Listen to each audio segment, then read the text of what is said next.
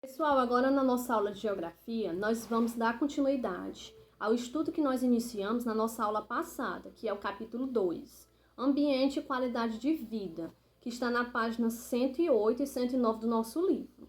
Nós temos aqui, pessoal, inicialmente uma notícia, que essa notícia ela vai tratar, de algo relacionado com a natureza, de um fenômeno da natureza que acontece e vai fazer, pessoal, com que mude a qualidade de vida das pessoas que vivem nas cidades.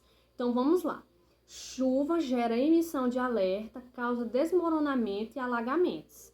Então, a gente tem alguns elementos naturais, que acontecem, que faz com que, prejudique a vida nas cidades. Tempestade atingiu a região e causou transtornos em 3 cidades. Em Matão, trecho da SP-310, foi interditada após ficar embaixo d'água. A chuva atingiu a região, causou transtornos em pelo menos 3 cidades. Houve desmoronamento e alagamentos. Em Disnolândia, a prefeitura chegou a emitir um sinal de alerta. Em Mococa, a chuva causou desmoronamento de terra e um barranco na Avenida Tiradentes, que liga a cidade dos municípios de Minas Gerais. A chuva também causou alagamentos em pontos de Matão. A água inundou grande parte da Avenida Padre Nelson e alguns pontos que parecia até um rio.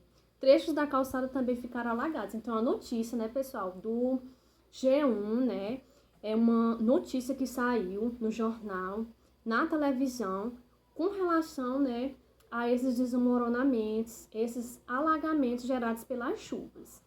Então, por que isso acontece, nessas cidades? Nós vamos ver por que isso acontece na página 109. Nós temos aqui uma fotografia, que é mostrando um deslize de terra. E nós temos a causa que isso acontece, pessoal? Acontece geralmente em terrenos muito inclinados. Quando chove bastante, a água escoa com força levando do solo, parte do solo.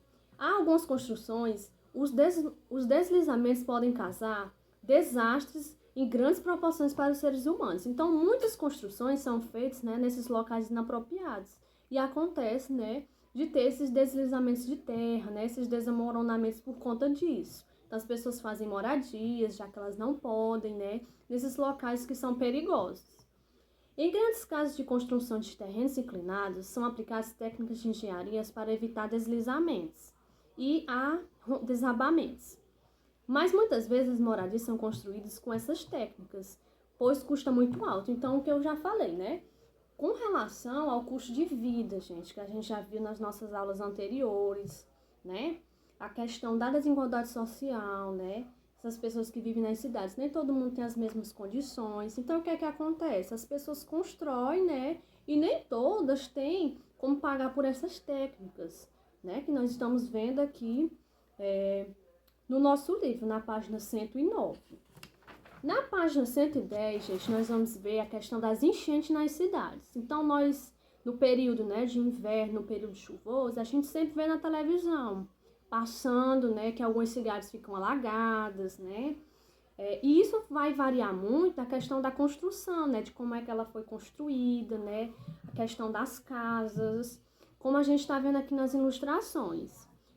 Várzeas e planícies de inundação. Nos períodos chuvosos, de chuva intensa, o nível dos rios eles vão subindo e muitas vezes, pessoal, tende a ir para as cidades. E a água invade algumas dessas ruas, desses locais, como a gente está vendo aqui, com construções, moradias, ruas, fábricas. A diminuição dessas áreas, vejo nas cidades, há uma dificuldade das águas das chuvas e fluir no solo. O que é que acontece? Acaba, gente, que há construções aos arredores e essa água, ela sobe. Como ela não é absorvida pelo solo, ela vai subir e vai, acontecer, esses alagamentos. Porque as casas são construídas muito próximo. Como a gente está observando aqui, nas fotografias. Nós temos na página 111 outra vista, que mostra uma parte de uma cidade que ficou inundada, já por conta dessas causas que a gente está vendo aqui, dessas construções, que muitas vezes os rios eles sobem, e escoam para essas cidades. E nós temos na página 112 e 113 a questão da água e a contaminação dessa água, certo? Nós temos duas fotografias, pessoal, aqui, que vai falar da questão da contaminação das águas. E a gente sabe que em muitas cidades brasileiras, a varrição de rua, a coleta e a destinação do lixo não são realizadas da maneira adequada. Então, o que é que acontece? Esse lixo, ele vai para onde? Para as águas. E lá acontece a contaminação dessas águas. O lixo acumulado em calçadas, ruas, é transportado pela chuva e é jogado, né, diretamente nos rios, muitas vezes nas praias, né, contribuindo para o quê? Para essa contaminação das águas. Então, muitas vezes as pessoas jogam o lixo nas ruas, aí quando está no período chuvoso, a água leva, né, pessoal, para dentro dos rios.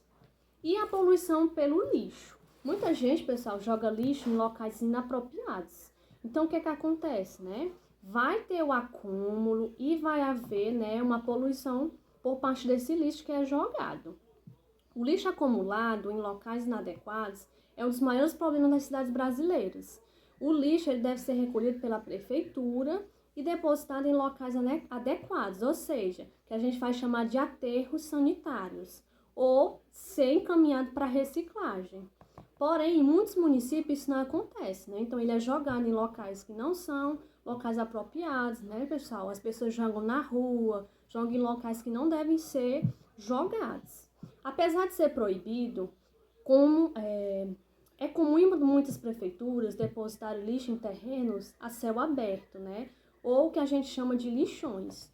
Então, hoje, o que é que a gente tem que fazer? A gente tem que evitar, né, pessoal? Tá jogando as coisas na rua, tá depositando esse lixo, né, em locais que não são apropriados. E a gente sabe que é uma realidade, certo?